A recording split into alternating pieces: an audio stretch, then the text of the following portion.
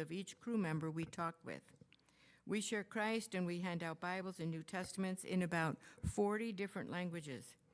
This year, we were blessed with 44 different volunteers coming from Anchorage, Palmer, and the Wasilla area, coming to help us in Whittier, where we had about 2,100 visitors that walked through the mission door. Now, if you cut this room just about here where the pews are, and you cut that side of the church in half, just that part there, but don't count this part of the stage, okay? That's a bigger space than the Seamen's Mission in Whittier, just that one part of the church there. So you can imagine that if we had 21 people come in there in a summer, we were busy. We handed out more than 630 Bibles and New Testaments. Most of those are handed out on the ships in more than 23 languages. We also hand-delivered more than 1,450 packages to the crew. The crew have no mailing address in the United States, so we use our address here in Anchorage, and then we take the packages out to the ships, and they come to the mission to pick up the packages. Al Bagley and Ed Young were very important helpers this summer in picking up packages, delivering them to Whittier, and also being volunteers in the mission. I don't know how many people we encouraged and prayed with this summer, but believe me, it was hundreds of crew from all over the world. They will take the gospel message home to their families and friends, and the Bibles and the New Testaments will go with them also. You know, yesterday, on our day off, that's a joke, Joe and I took 5 Indonesian crew members plus an Indonesian lady named Lily.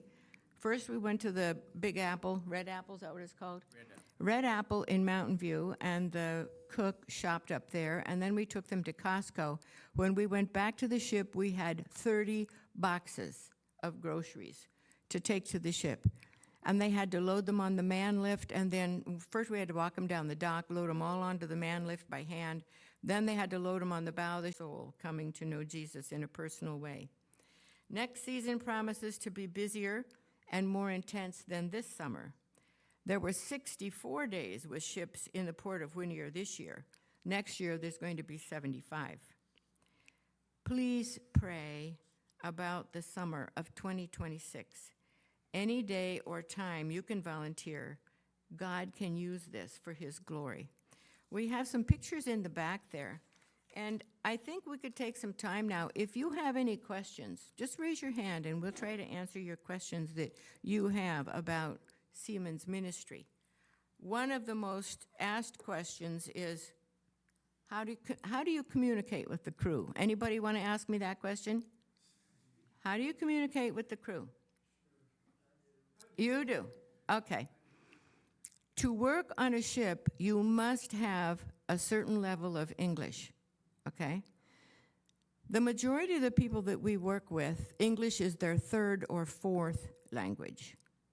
If they come from Indonesia, and let's say their mom comes from one island, a portion of that island, and their dad comes from a different section of that same island, the probability is that they spoke the language of their mom, the language of their father, and Bahasa Indonesia, which is the business language. It's like Tagalog in the Philippines. Years. And he looked at me and he said, yes, you look familiar, because he used to work on the Sapphire Princess. You know, he was in the Sapphire Princess working in the laundry. So his English level is much higher than all the other guys, because the guys he was working with in the laundry were all Filipinos. So they had to speak English in the laundry. I have met people that have worked on ships where the officers speak French. So that's maybe their 6th language that they speak. So English is not the problem. The problem is our feeling inadequate because we only speak English. It's not their problem, it's ours. Any other question you want to ask? How long do the ships stay in port? That's a very good question. The cruise ships that come into Whittier, the majority of them come in at midnight, and the room stewards start unloading the luggage from midnight to 6, and then the passengers start getting off the ship at 6 a.m. They're usually all off 6 in the ship, and they cannot let it get wet. Joe often reads the notice that comes out every day. Sometimes the hatches are closed for an hour, and then it stops raining. Then they open the hatches again. They have maybe an hour and a half to unload cement. Then they close the hatches again.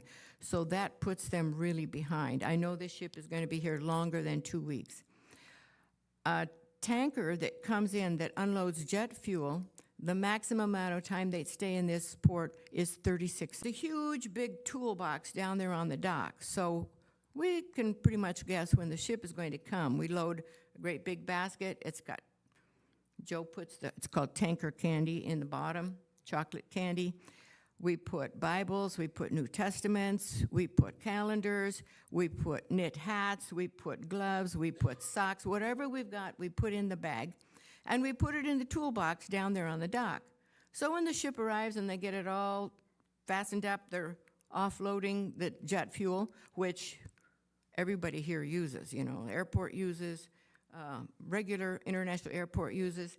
Jeff goes out, picks up the sack out of the toolbox, loads it in the man basket, and it goes on the tanker. So even though we're not there, they do get some Christian literature when the ship is here. So it depends on what kind of